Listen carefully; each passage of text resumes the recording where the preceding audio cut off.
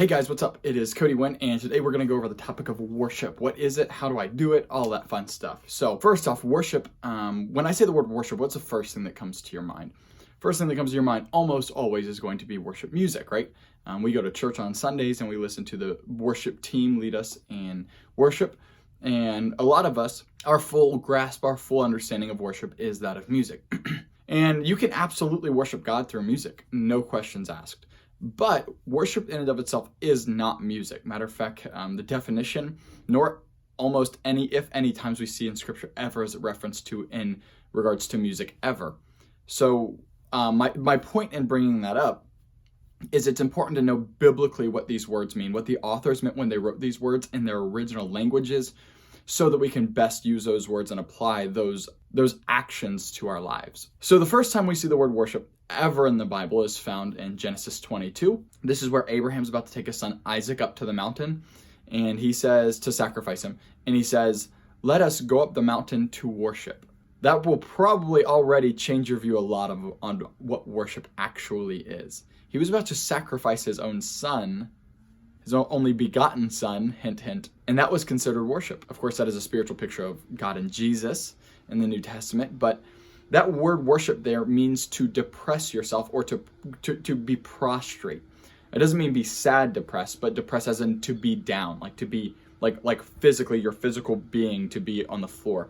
So when you see people praying and literally their faces on the floor, that is biblically defined as worship. It is an action that is an adoration to God, right? So in this instance with Abraham and Isaac, he's not literally falling on the floor, but the actions he's doing are in reverence and are prostrate to God for who he is. He's trusting God with his own son's life.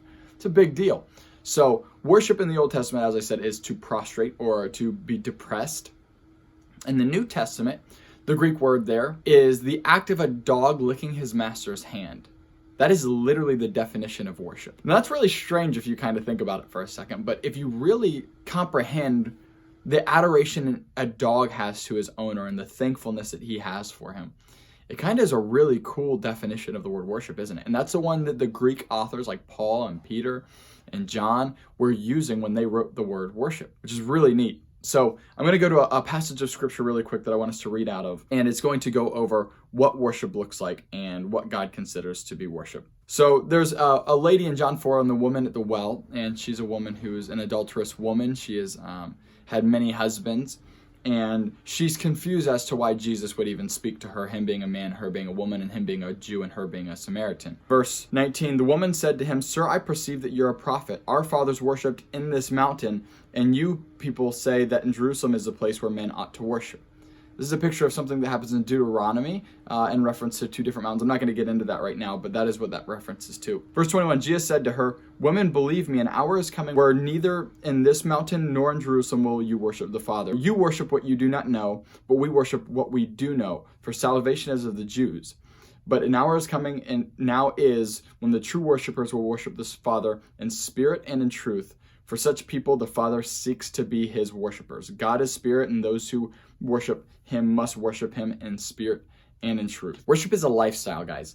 Worship is a way that you live your life that glorifies God. So again, why is that important? Why do I want to contrast that to music? Because 100% you can worship God through music. But if your singular form of worship is music, you've completely missed the point. And I fear that many people in the church today in America are falling into this very trap where they only worship God through this form of music. And the danger is, Jesus says, "Those who love me will keep my commandments, but those who do not love me will not keep my commandments." I believe that we think that we're doing God a service by playing music for him, which again, I'm not saying he doesn't like. He loves the music. He wants us to worship him that way. But if that's the only way we're worshiping God, we have completely missed the mark as to what God has actually called us to do in regards to worship. So when we worship, make sure that it is with your life. Make sure that every day you wake up and be intentional about glorifying God with everything that you do. And that is what God is desiring from us. This is what Jesus means when he says the true worshipers will worship me in spirit and in truth. Hey guys, thank you so much for watching these videos. It means the world to us, and I've gotten nothing but kind words coming back from you guys. If you would do me a huge favor, if you would smash that subscribe button so that you'd get more information about when we're coming out with videos and stuff, and if you would smash that like button, and you can drop a comment, a question, anything you've got, that really helps the YouTube algorithm in regards to getting these videos out to more people. So it means the world to me, and if it really touched you, I guarantee it's going to touch somebody else. So just smash that subscribe button as hard as you can, smash that like button,